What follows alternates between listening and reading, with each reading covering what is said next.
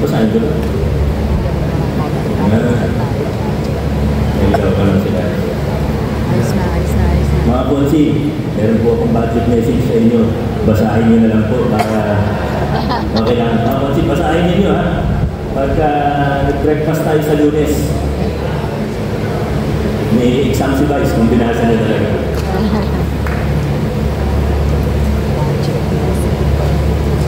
Pero itong budget po kasi, yung sa dulo na lang. Siyempre, kung binabalansin natin lahat, siyempre, pagtanungin natin ng health department, pagtanungin natin ng hospital, pagtanungin natin ng engineering, siyempre, dami natin gustong gawin para sa ating mga kababayan. Kahit sabihin natin mayaman ang lungsod natin, kailangan pa rin natin mamili kung ano yung mga gagawin. Kaya malamang sa malamang, next fiscal year ay magsusupplemental budget po tayo para maisama pa po yung mga hindi kasama sa ating appropriations ordinance na ipapasa this year. Ladies and gentlemen, we have laid the foundations for good governance. Hindi natin sinasabi, hindi natin kailanman sasabihin na perfecto mga ginagawa natin. Malayo pa po. Pero kung meron tayong may pagmamalaki bilang mga Pasigenyo, ito po yung nainatag na natin yung mga pundasyon para sa mas mabuting pamamahala, para sa mas transparent na pag-gobyerno, para sa pakikilahok ng taong bayan sa ating gawain, para sa mas pinalakas na pananagutan ng mga opisyalis ng gobyerno sa taong bayan. Once again, we have laid the foundations for good governance, and now our approach or the questions we have to ask ourselves is now shifting. How do we act more efficiently? How do we move faster? How do we do better in everything that we do?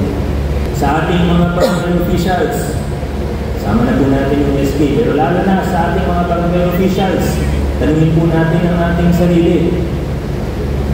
Nakikiisa pa ako sa pagpapatupad ng mabuting pag-gobyerno o gumagamit pa rin ba ako ng financer at hawak ko yung pera ng barangay?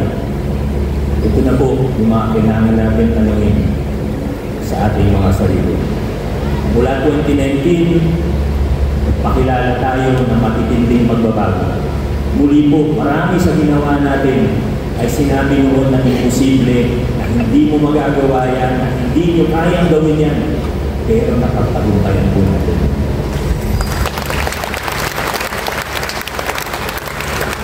Hindi naging madali. Tinaya natin, buhay natin mismo. Pero aminin ko na sa paglilinis natin ng ating pamahalaan, nakafocus tayo sa ating city government, lokal na pamahalaan, pamahalaang lungsod. Hindi natin masyado natutukan ng ating mga pamahalaang barangay. But now, with a supportive city council, with an honest vice mayor, with our councilors who have proven their integrity, and not just integrity, but willingness to fight for good governance, mas matututukan na natin ngayon ang mga pamahalaang barangay. Hindi ito para sa akin, hindi ito para sa amin, hindi ito para sa kahit sinong isang tao, individual. Ito po ay para sa lungsod natin, para sa mamamayang Pasigenyo, at para na rin sa mamamayang Pilipino.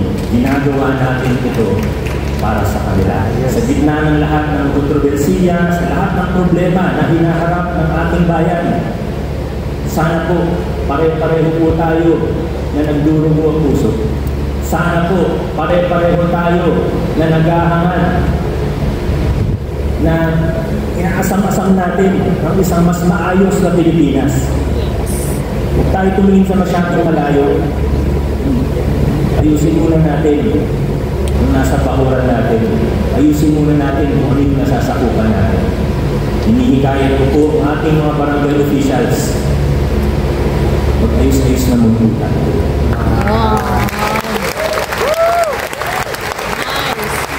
Hindi ko po nilalahat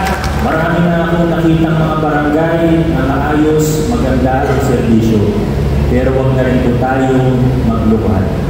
Marami sa mga opisyalis natin sa barangay, alam na po natin kung ano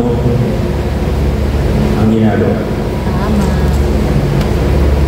Huwag kayong magmamalaki sa akin na malakas kayo kay Goa Commissioner Lipana. Gagawin natin kung ano ang tama sa lungsod ng Pasig.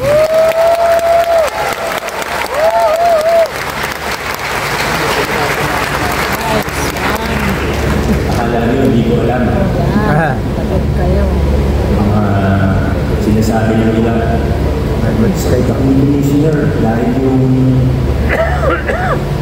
tao niya, siya yung nagpa-finance. Tayo magpapagpipig pa yung anak niya. Nagpa-finance sa mga barangay at sa SKs. Enough is enough. We will stand up for what is right in the city of Pasig.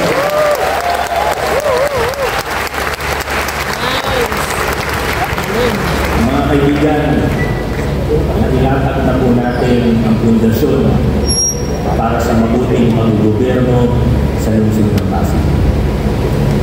Now the question is, how fast and how far can we do? Maraming salamat. Mabuhay!